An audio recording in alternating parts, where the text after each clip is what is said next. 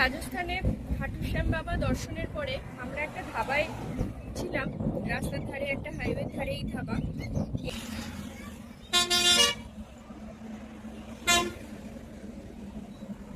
এই ধাবার ঠিক উল্টো দিকে একটা বাবলা গাছ আছে। এই বাবলা গাছটায় এত পাখি, বিভিন্ন রকমের বক এই দোবানের থেকে উঠে আসছে এবং প্রচুর বাবুই পাখি আছে। এই বাবুই পাখির বাসা আছে, প্রচুর প্রচুর পাখি এখানে আসা যাওয়া। একটা ভিডিও না করে পারলাম না।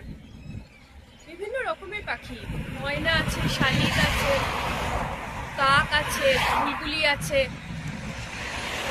বিভিন্ন রকম পাখি এখানে আসা যাওয়া করছে।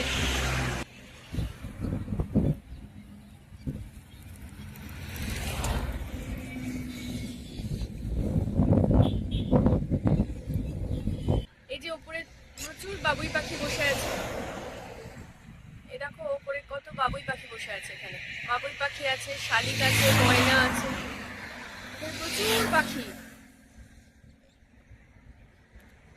গাছ ভর্তি পাখি।